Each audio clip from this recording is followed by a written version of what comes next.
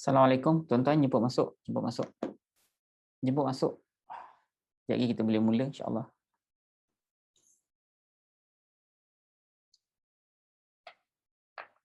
Silakan. Siapa yang dah masuk tolong bagi tahu tuan-tuan berada di mana dan apa tu line di tempat tuan-tuan clear ataupun tidak ya. Silakan jemput masuk.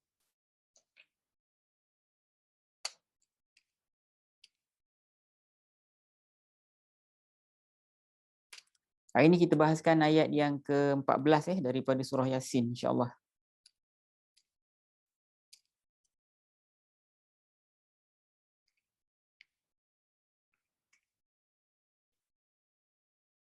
Hari ini kita ada jumpa kalimat musanna, kalimat double, dual. Yang ni jarang-jarang jumpa dalam Al-Quran ni.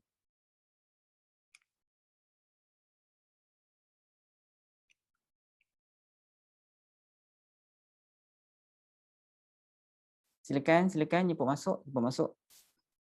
Sekejap lagi kita start ya. Silakan.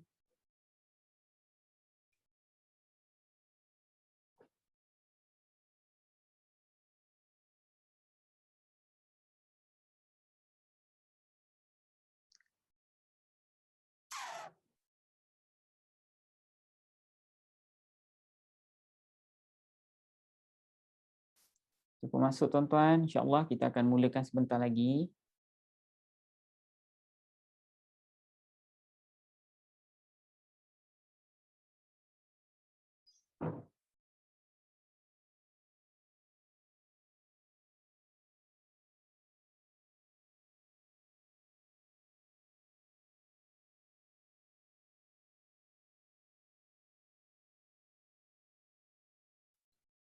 Silakan jemput masuk.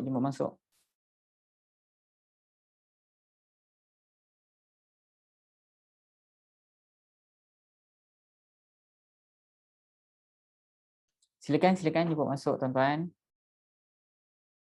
Tuan-tuan yang dah masuk tu share lah mudah-mudahan ramai dapat manfaat daripada surah Yasin ni.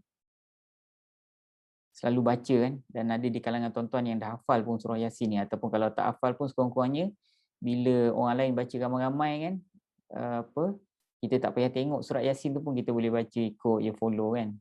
Silakan jemput masuk.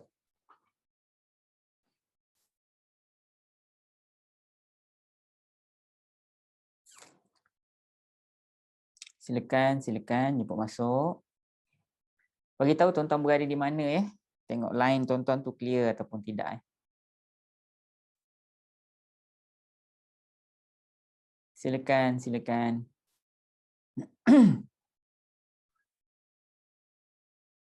Tuan-tuan yang tak ada Al-Quran dekat depan pun tak apa sebab nanti saya akan share screen dengan tuan-tuan dan tuan-tuan pun boleh baca Quran ayat yang sama melalui skrin, insya-Allah. Silakan jemput masuk. Bagi peluang sekejap pada sahabat-sahabat kita yang lain untuk masuk join ya. Siapa yang belum share tolong share.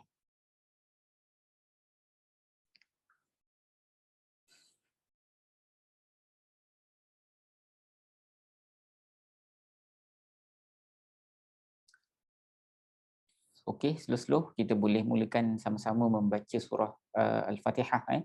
Mudah-mudahan Allah tambah hidayah untuk kita, insya-Allah. Al-Fatihah. A'udzubillahi minasyaitonirrajim. Bismillahirrahmanirrahim. Alhamdulillahi rabbil alamin. Arrahmanirrahim. Maliki yaumiddin. Iyyaka na'budu wa iyyaka nasta'in. Ihdinas siratal mustaqim. Siratal ladzina an'amta 'alaihim ghairil maghdubi 'alaihim waladdallin. Amin. A'udzu billahi minasyaitonir rajim. Bismillahirrahmanirrahim. Alhamdulillahi rabbil alamin. Assalatu wassalamu ala asyrafil anbiya'i wal mursalin wa ala alihi wa ashabihi ajma'in. Allahumma arhamna bil Qur'an waj'alhu lana imama wa nuran wa hudan wa rahmah. Allahumma dhakkirna minhu ma nusina wa 'allimna minhu ma jahilna warzuqna tilawatahu ana al-laili wa atrafan nahar waj'alhu lana hujjatan ya rabbal alamin. Allahumma aftah alaina hikmataka wa anshur alaina min khazain rahmatika ya arhamar rahimin. Walhamdulillahi rabbil alamin. Bismillahirrahmanirrahim. Rabbi shrah li sadri wa yassir li amri wahlul 'uqdatam min lisani yafqahu qawli. Amma ba'd. Baik tuan-tuan dan puan-puan yang dirahmati Allah sekalian, seperti mana yang saya sebut tadi, kita akan bahaskan ayat yang ke-14 daripada surah Yasin.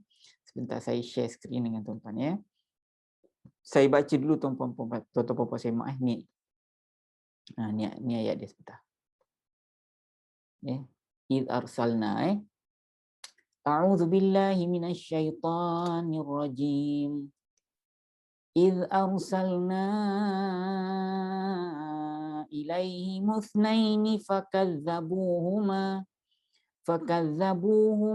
فعززنا بثالث فقالوا إنا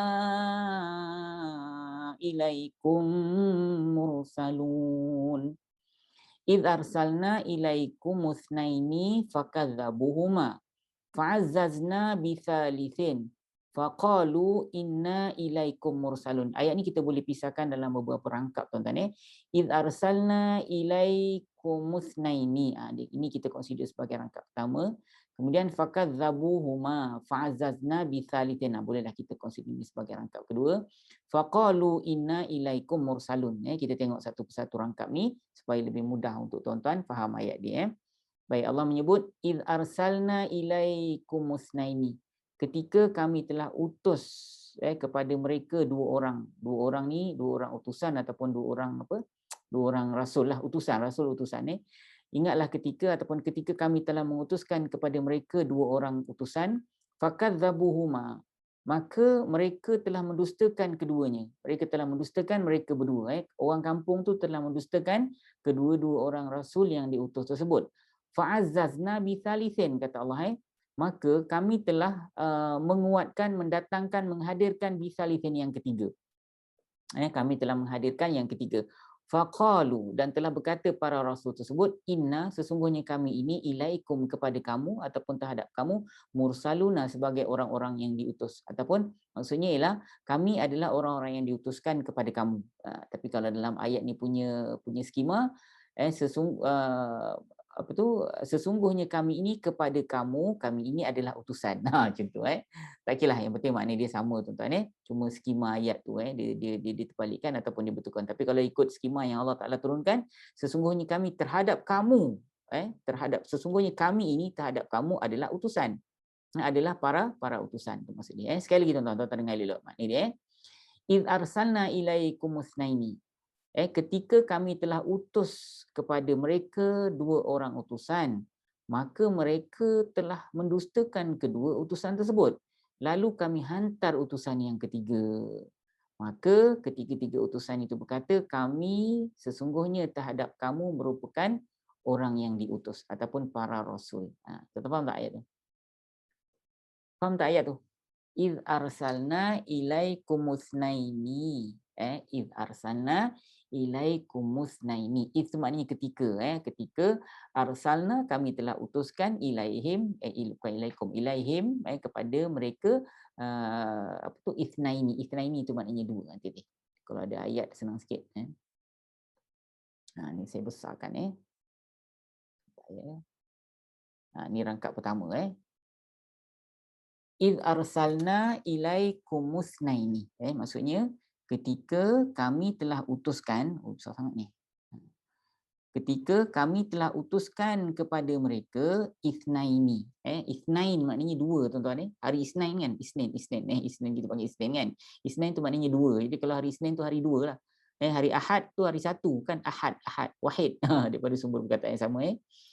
Ketika arsalna, kami telah utuskan kepada mereka isnain, dua orang utusan, dua orang. Kemudian rangkap kedua ni, fakadzabuhuma fa'azzazna bithalithin. Sebenarnya di sini pun tuan-tuan boleh pisahkan rangkap ni, tapi tak payah kita sekalikan. Maka mereka telah mendustakan keduanya. Maka kami kuatkan ataupun kami hantar yang ketiga. Kami kuatkan kedua orang tadi dengan utusan yang ketiga. Dua orang tak cukup power, kena hantar tiga orang. Maksudnya. Kemudian faqalu, dan mereka telah berkata, mereka tu rujuk kepada para rasul. maka mereka telah berkata, inna, sesungguhnya kami, ilaikum, terhadap kamu merupakan utusan-utusan. Merupakan utusan-utusan. Faham ya tuan-tuan ayat tu?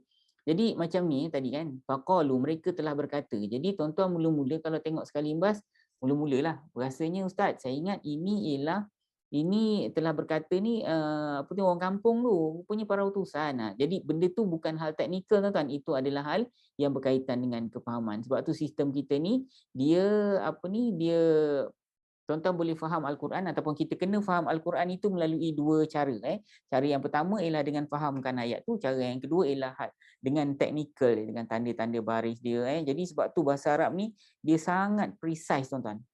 Dia sangat tepat ataupun setepat yang boleh lah berbanding dengan bahasa-bahasa lain.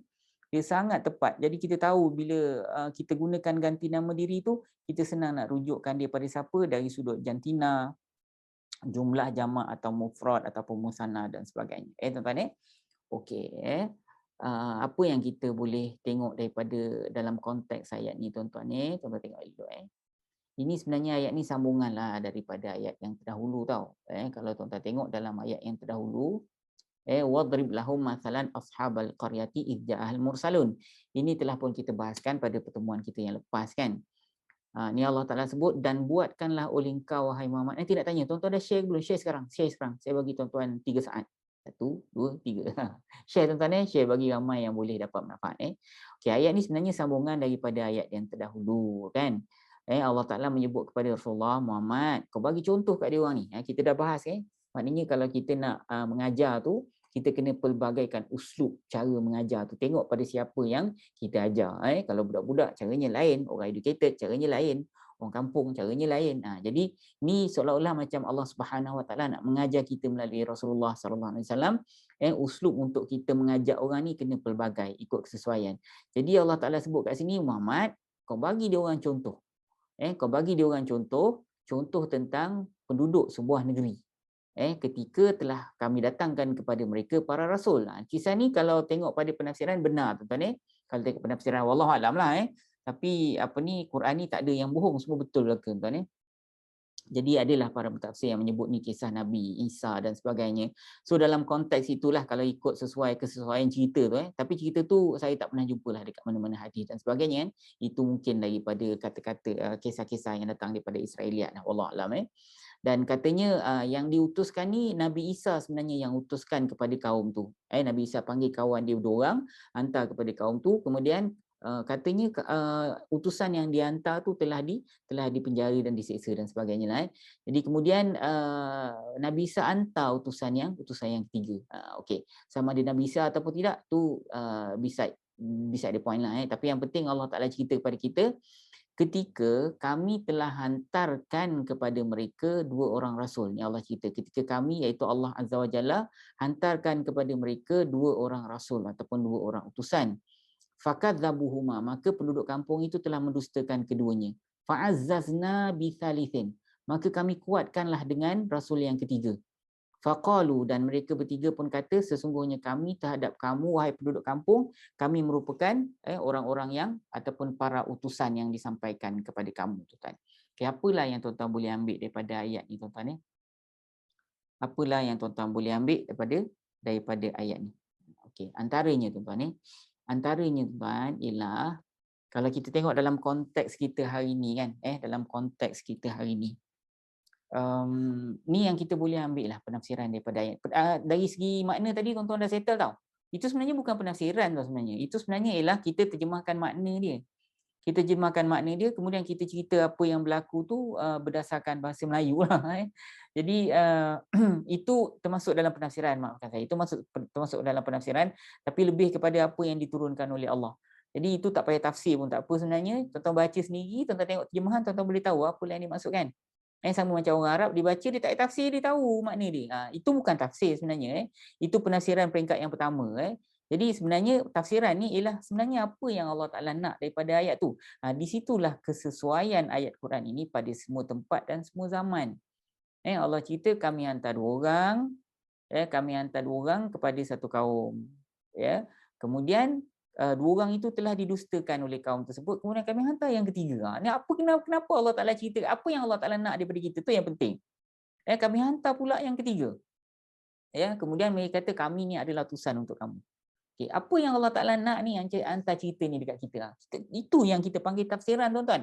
Dan tafsiran ni selalunya tak salah lah. Apa penafsiran? Kecuali kalau ayat tu, tafsiran tuan-tuan tu tak kena-mengena dengan ayat tu. Yang tu salah lah. Biasanya tak salah. Dan selalunya kalau masa kita masuk kelas dulu, saya mengajar kan. Dan student-student saya, dia boleh bagi pandangan yang sangat hebat. Dan saya seronok sangat. Dan sebenarnya kalau dalam waktu-waktu macam tu, bukan saya yang mengajar tau. Sebenarnya saya belajar daripada student-student saya yang datang daripada pelbagai lapisan. Dia orang ni bijak-bijak, tuan-tuan. Jadi bila dia datang mengajar, bila dia bagi satu pandangan dia tu, alamak, yang itu memang saya tak boleh beli. Jadi okey, antaranya tuan-tuan. Kalau zaman dulu, tuan-tuan, ini kita cerita pasal zaman kita tau. Okey, saya bandingkan dengan zaman dulu. Mungkin kalau zaman dulu, apabila seseorang itu datang dan mengaku sebagai rasul contohnya, jadi di mana kita nak jadikan dia ni betul-betul rasul? Maknanya rujukan yang kita nak tengok. Oh, kalau rasul syarat dia kena begini. Tapi bila dia datang, dia mengaku dia sebagai rasul dan buat-buat baik dan tunjuk serban, jubah dan sebagainya, buat-buat muka macam alim. Jadi bila dia mengaku dia sebagai rasul, adakah tuan-tuan nak tengok baju yang dia pakai, jubah yang dia pakai, serban yang dia pakai itu merupakan dia betul ialah seorang rasul berpandukan daripada jubah serban dia? Jawapannya tak. Jawapannya tidak, betul tak? Okey, kalau tidak, di mana tuan-tuan nak ambilkan sebagai rujukan? Sekarang ni tuan-tuan, kita tak ada masalah. Sebab apa saja yang disebut oleh ustaz itu, apa saja yang disebut oleh orang yang mendakwa datang sebagai ustaz ataupun datang sebagai utusan ustaz-ustaz ni ataupun ulama ni kan kita sebut sebagai pewaris para nabi kan. Jadi kalau dia pewaris para nabi, dia bukan bawa duit daripada nabi, dia bawa apa? Ilmu daripada nabi, dia bawa Quran dengan sunnah lah. Jadi apabila dia datang pada tuan-tuan dan kata-kata dia itu menyanggahi Al-Quran dan sunnah, maka dia bukanlah seperti makna yang dia dakwa. Jadi sekarang ni, kalau tuan-tuan tak tahu Quran, tuan-tuan tak tahu sunnah Rasulullah SAW yang sahih, jadi bila dia datang, dia kata, oh ni daripada Rasulullah. Jadi sekarang ni, betul ke tu datang daripada Rasulullah? Kalau betul, tuan-tuan kena tanya dia, daripada mana tuan ambil? Daripada mana tuan ambil? Kalau benda tu makruf kan, contohnya macam, tiba-tiba dia datang, dia kata, Rasulullah tak minum tinggi, Rasulullah tak minum duduk. Tak payahlah tuan-tuan, ustaz apa dalil dia ustaz? Bagi tahu saya dia punya tabaqah rijal dia sampai kepada sahabat. Tak payahlah tanya itu makruf kan. Tapi maknanya bila dicerita sesuatu yang melibatkan fikrah, dalam Islam kita kena begini, cara berfikir, yang itu tuan-tuan kena tengok mana tuan ambil. Lepas tu kalau dicerita tentang akidah kan, dia kata Nabi Muhammad tu dia juga dalam diri dia pun ada qarin contohnya, dalam diri yang itu hal lain. Itu kena tanya tuan-tuan. Qarin dalam diri dia telah diislamkan. Tuan-tuan kena tanya dia daripada mana dia ambil benda tu. Kemudian kalau disebut Rasulullah mahukan kita ini hal yang berkaitan dengan akidah ni. Rasulullah kata kalau hari kiamat nanti kena begini, yang itu perlu kepada dalil yang khusus. Jadi apa yang saya nak sebut dekat sini, kita sekarang ni senang. Sebab apa? Kita ada sumber rujukan. Betul ke tidak? Kalau dicakap sesuatu yang bercanggahan dengan Al-Quran dan bercanggah dengan sunnah Rasulullah SAW yang sahih, maka orang tu bukanlah seperti mana yang didakwa. Tapi masalahnya kalau orang zaman dulu, tuan-tuan. Kalau zaman dulu, tuan-tuan boleh umpamakan orang zaman sekarang yang tidak ada ilmu. Jadi maknanya kalau zaman dulu, dia tak ada kitab rujukan pada waktu itu. Dia datang pada satu kampung tu pun tidak mengamalkan agama pada waktu itu. Jadi bila seseorang datang, tuan-tuan nak terima ataupun tidak. Jadi kalau tuan-tuan pergi pada zaman Rasulullah SAW dulu, tuan-tuan jangan kata tuan-tuan akan ikut Rasulullah 100% tau. Sabar. Kalau tuan-tuan berada di Mekah semasa Rasulullah SAW dibangkitkan, betul ke tuan-tuan ni akan ikut Rasulullah? Betul ke tuan-tuan akan ikut Rasulullah? Hari ini memanglah Islam ni telah diketahui kebenaran dia. Kalau tuan-tuan zaman dulu, cuba tuan-tuan bayangkan. Kalau tuan-tuan zaman dulu, betul ke tuan-tuan akan ikut Rasulullah? Dengar Rasulullah ni anak yatim tau. Rasulullah masa tu bukan dikenali sebagai orang yang kaya, tuan-tuan. Sedangkan Rasulullah ni menyanggahi apa yang dibawakan, apa yang difikirkan, apa yang diamalkan oleh orang-orang besar, orang kaya pada zaman tersebut. Sekarang ni kalau tuan-tuan berada pada zaman tu, Tuan-tuan ni ikut Abu Jahal, Abu Sufyan ke tuan-tuan ikut Rasulullah sallallahu alaihi wasallam? Kita jangan confident sangat. Jadi sebab tu kita kena bersyukur kita datang hari ni. Adalah kebaikan orang zaman dulu dan ada kebaikan orang zaman ni. Zaman ni kita dah tahu Islam itu memang agama yang benar daripada Allah Subhanahu Wa Taala dengan pelbagai bukti dan sebagainya. Quran itu pun telah tersebar dan telah sempurna turunnya sejak 1000 tahun lebih kan, 1500 tahun lebih kan. Jadi sekarang ni kita tahu Quran tu betul. Jadi kita ambil Quran tu sebagai pegangan kita. Tapi kalau masa zaman tu tuan-tuan, tiba-tiba Rasulullah datang, Muhammad tiba-tiba kata aku telah diutus oleh Allah. Tuan-tuan, tuan-tuan dengar masa itu, tuan-tuan ni nak ikut Rasulullah percaya ke tidak ke? Ataupun lepas tu dengar pula hasutan dari Abu Jahal, Abu Lahab. Bapa saudara Rasulullah ni, yang jahat ni. Dia salah seorang yang jahat pula. Jadi kita jangan confident sangat. Okey tuan-tuan, sekali lagi saya sebut, zaman sekarang kita senang sikit sebab kita ada rujukan dengan sunnah. Tapi kalau tuan-tuan tak faham Quran, tuan-tuan nak buat rujukan apa? Kalau tuan-tuan tak ada akses dengan ustaz-ustaz, dan sekarang ni senang sikit lah kan, tuan-tuan boleh call ke WhatsApp ke teks kan tanya. Tapi kalau tuan-tuan tak ada apa tu, tak ada akses dengan ustaz-ustaz untuk tanya, macam mana tuan-tuan? Sebab itulah banyak ajaran sesat dan sebagainya, sebab bila percaya kepada penampilan orang. Okey tuan-tuan, saya nak nasihat tuan-tuan nasihat saya pada tuan-tuan.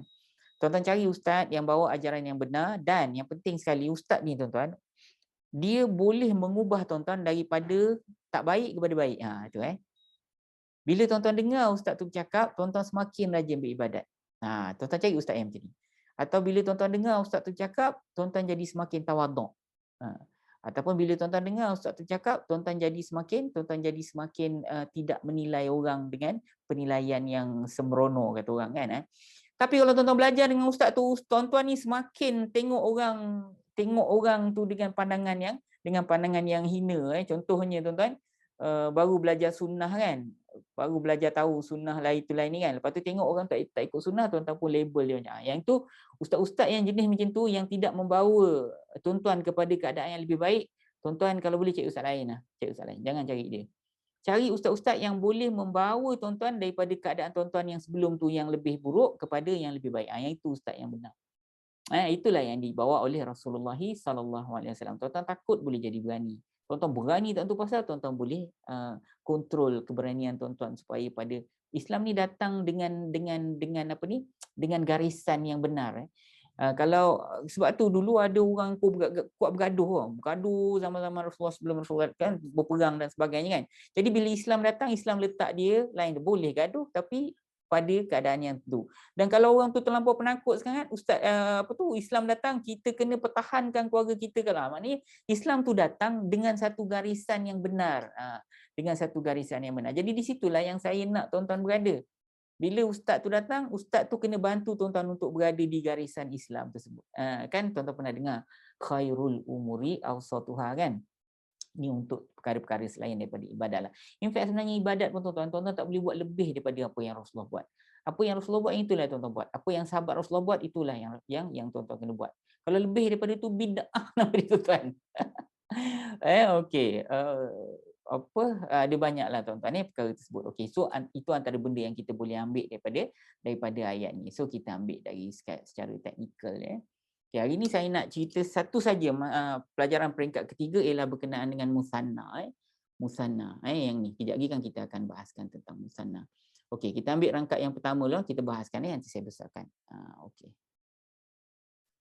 Id arsalna ilaikum musnaini. Tuan-tuan dah faham ayat ni, makna rangkap ni?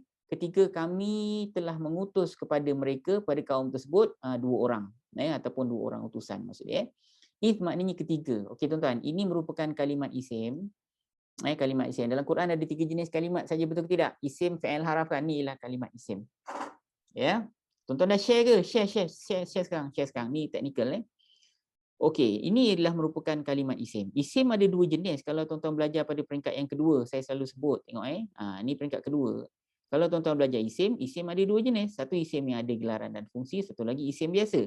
Kalau macam is tu tuan-tuan, dia ialah isim yang ada gelaran dan fungsi. Ni dekat zaraf ni, isim ruang. Ya, isim ruang ni ada 2 jenis. Satu ruang yang menunjukkan masa, satu ruang yang menunjukkan tempat. Kalau ruang yang menunjukkan masa ni apabila, ketika, selepas, tadi, besok, lusa, itu adalah kalimat yang menunjukkan isim, isim ruang masa. Tapi kalau isim ruang tempat ni, di antara, depan, di tepi, di belakang, itu adalah isim yang menunjukkan tempat. Jadi kalau if tu kan ketika ataupun sewaktu tu sebenarnya kalimat isim tuan-tuan, dia menunjukkan masa yang tertentu tau. If ni contohnya macam apa, ketika saya kecil, saya suka makan buah jambu contohnya. Jadi if tu kan ketika, tu ialah kalimat isim, dia adalah isim ruang yang menunjukkan masa yang tertentu. So if merupakan kalimat isim, dia ialah isim zaraf kata orang Arab. Sistem lama dia sebut isim zaraf. Kalau ingat Zoro, tuan-tuan senanglah ingat zaraf. Okay. Alright, kita balik dekat rangkap kita tadi. So if ni merupakan kalimat isim, dia ialah isim ruang, isim zaraf. Kita sebut zaraf tuan-tuan. Zaraf, Z-O-R-O-F, ujung di F, zaraf. Okey, ejaan Arab dia macam ni Ustaz? Nantilah tuan-tuan. Kita mudahkan peringkat pertama ni bagi tuan-tuan relax sikit belajar. Okey, arsalna, kami telah mengutus. Cuba tuan-tuan jawab. Ni isim ke fi'il ke haraf tuan-tuan? Cuba jawab. Saya dengar ni. Kami telah ada isim ke fi'il ke haraf? Inilah kalimat fi'il. Fi'il apa yang ada telah? Fi'il madhi, perbuatan yang telah berlaku, betul tak? Ni pelajaran peringkat pertama ni. Dia merupakan kalimat fi'il. Dia fi'il madhi. Sebab apa? Sebab ada telah dalam terjemahan tu. Ganti nama diri wajib ada. Ganti nama diri kami tu, kami ke engkau ke mereka ke, kalau dalam kalimat fi'il wajib kena ada. So ganti nama diri dekat dalam ni ialah kami. Okey, dalam konteks ayat ni tuan-tuan, kami ni rujuk pada siapa tuan-tuan? Cuba tuan-tuan jawab. Okey. Secara umumnya kami ni rujuk kepada Allah Azza wa Jalla lah kalau dia menghantar kepada tempat tersebut 2 orang rasul. Tapi kalau ikut penafsiran ataupun ikut yang saya pernah baca, tapi itu saya tak pernah jumpa. Mungkin ada tapi saya tak pernah jumpa lah, wallahu alam. Yang kata Nabi Isa yang hantar 2 orang ni kepada kampung tu, kepada kaum tu, wallahu alam. Tapi kita ambil secara umumnya ni rujuk kepada Allah Subhanahu wa taala. Kami yang telah mengutus kepada mereka 2 orang utusan. So kami rujuk kepada Allah dan kerajaannya. Okay, ada tak maf'ulun bih? Maf'ulun bihnya ada tuan-tuan. Kami telah hantar, kami telah menghantar. Kami hantar apa? Kami hantar 2 orang ni. Kami menghantar 2 orang ni. Yang ni yang saya nak jelaskan kepada tuan-tuan sekejap lagi. Kalimat musanna. Macam ni dia berfungsi. Okey, ilaihim kepada him tu mereka. Okay, ini haraf jar, him ni ialah isim dhamir. Okey. Ini ialah kalimat musanna tuan-tuan. Ini ialah kalimat musanna. Cuba tuan-tuan tengok. Kalau dalam pelajaran kita peringkat yang pertama tuan-tuan, setiap kalimat yang tuan-tuan jumpa, tuan-tuan kena cari jantina dia, jumlah dia dan ganti nama. So jumlah ni dalam bahasa Arab dia ada 3 sebutan. Sebutan benda tersebut kalau dia singular, sebutan benda tersebut kalau dia plural, dan ada sebutan untuk musanna juga kalau benda tu 2. Okey, tuan-tuan dengar apa maksud dia? Dalam bahasa Arab ni, dia lebih kaya daripada bahasa Inggeris dan bahasa-bahasa yang lain tau. Sebab apa tau? Sebab dia ada sebutan untuk singular, dia ada sebutan untuk plural, dan dia ada sebutan untuk dual juga. Contoh, kalau orang Arab sebut kitab, satu kitab dia sebut kitab. Kalau banyak kitab, kutub. Okey, kalau 2 kitab macam ni, 2 kitab, dia sebut kitabani ataupun kitabaini. Okey, katalah saya kata, pergi ambil Alkitab. Ini satu biji je kitab, pergi ambil Alkitab. Pergi ambil kitab. Ini pergi ambil satu kitab. Tapi kalau pergi ambil kitabaini, pergi ambil 2 kitab. Kalau saya kata pergi ambil kutub, maknanya pergi ambil semua kitab-kitab tu ataupun banyak kitab. Nampak?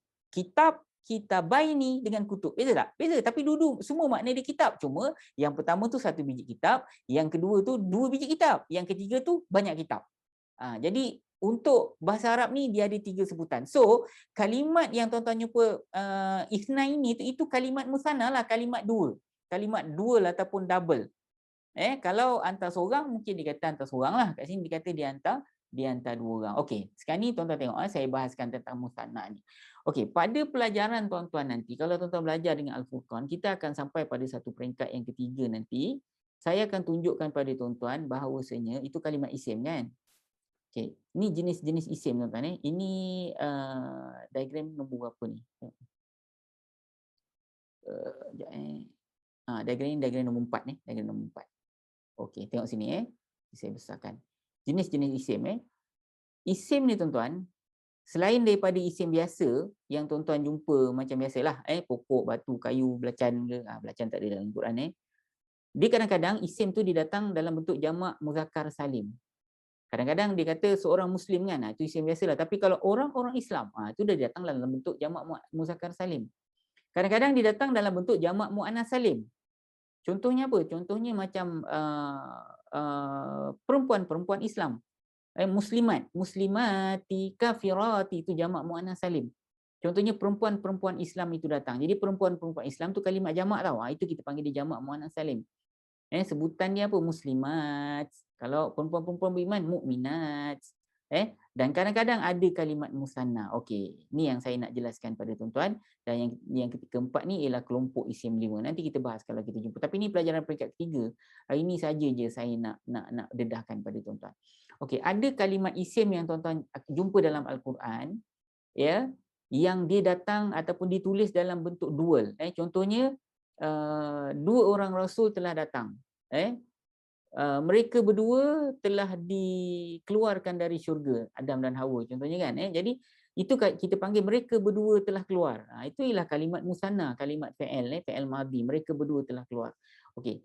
Kadang-kadang isim pun sama tuan-tuan, isim mereka berdua telah datang. Mereka berdua apa kita panggil lah? Aku jumpa mereka berdua. Mereka berdua tu ialah kalimat musanna.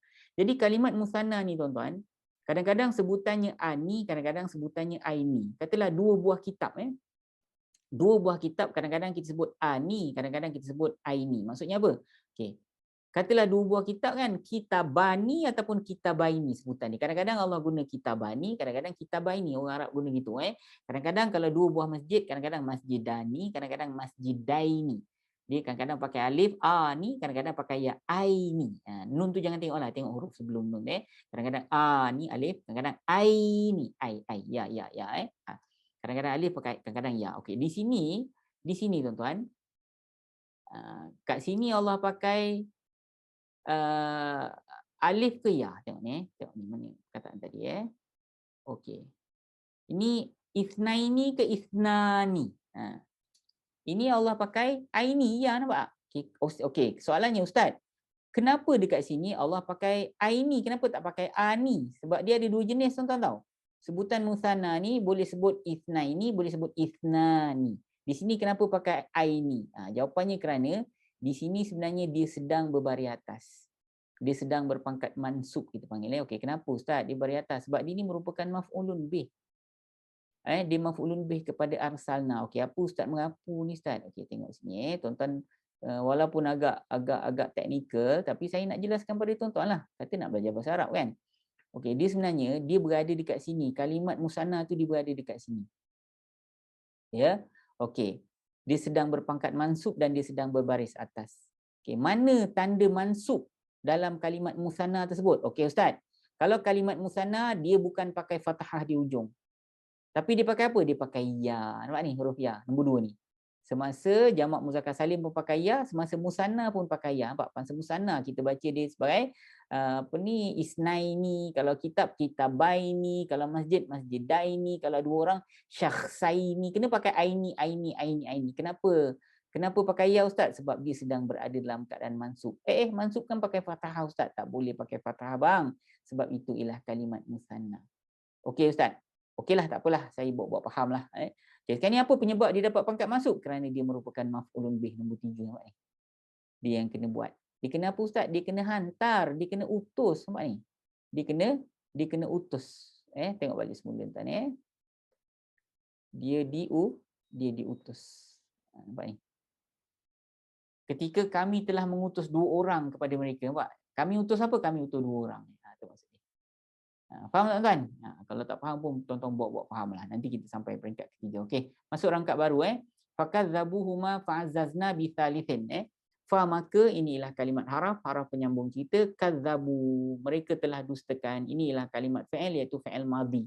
Kalau fi'il macam biasa, apa ganti nama diri dekat dalam fi'il madhi ni Ustaz? Mereka ni rujuk pada siapa Ustaz? Mereka ni rujuk pada siapa tuan-tuan? Mereka telah mendustakan kedua rasul tersebut. Mereka ni siapa? Siapa kan? Orang kampung tu lah. Orang kampung tu. Mereka telah mendustakan. Ada tak maf'ulun bih? Jawapannya ada Ustaz. Yang kena dusta tu ada. Ingat tak petua saya pernah bagi sebelum ni?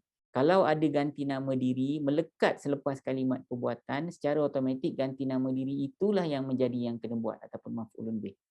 Jadi mereka telah mendustakan mereka berdua. Jadi mereka berdua ni lah yang kena tipu, yang kena dusta. Ini merupakan kalimat isim, dia ialah isim ganti nama diri. Ya, okey. Dia ni rujuk pada siapa? Mereka berdua ni rujuk kepada kedua orang rasul yang dihantar.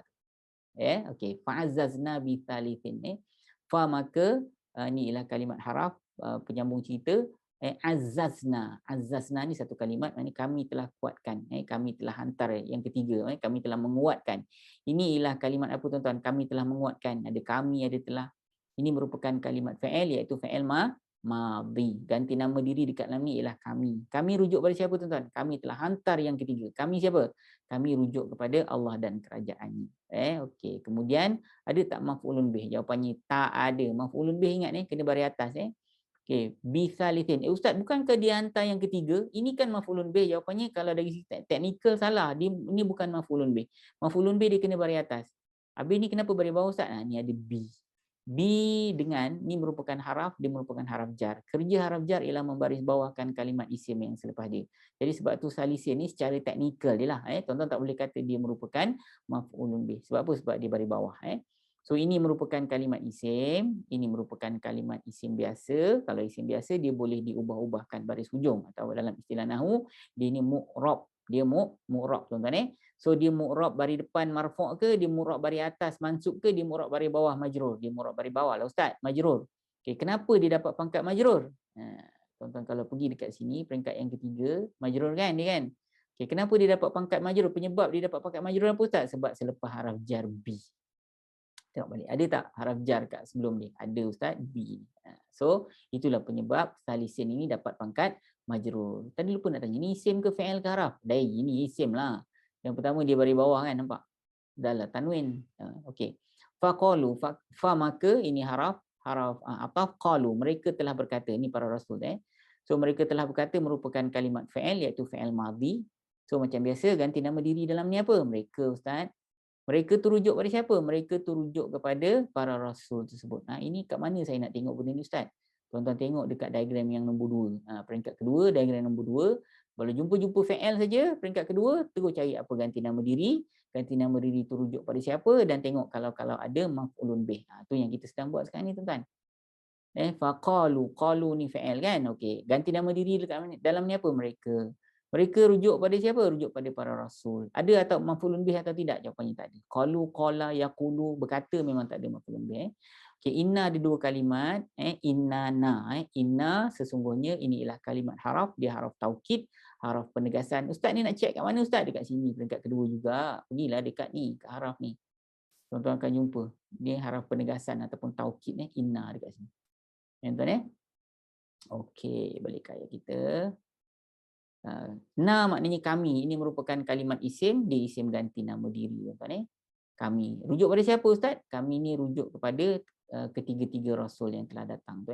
Ilaikum ilah haraf jar kum kamu. Kamu ni rujuk pada siapa? Kamu ni rujuk kepada orang kampung. Mursaluna, orang-orang yang diutus ataupun utusan-utusan. Ini merupakan kalimat isim tuan-tuan. Mana tuan-tuan tahu ni kalimat isim dari sudut makna? Orang-orang yang diutus. Bukan aku utus, engkau utus, dia utus. Bukan, itu fi'il. Tapi kalau orang yang mengutus, itu bukan fi'il. Itu ialah kalimat isim. Itu individu yang diutuskan oleh Allah Azza wa Jalla. Okey tuan-tuan. Katalah tuan-tuan ni sebagai ulul albab. Apa yang tuan-tuan boleh ambil daripada ayat tu? Kita dah bahas panjang tadi kan? Dah bahas panjang kan? Okey, maknanya ialah antara lain lah yang saya boleh sebut ialah kalau andai kata seseorang tu datang dan bertepatan dengan Quran dengan sunnah, ikutlah dia tuan-tuan. Dia datang bertepatan dengan Quran dengan sunnah, hadis yang sahih, ikut dia. Kalau dia datang dengan hadis palsunya ustaz, buang, tolak dia.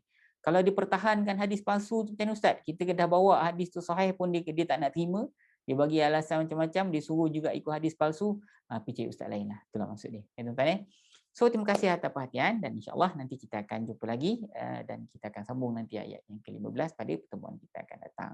Assalamualaikum warahmatullahi wabarakatuh.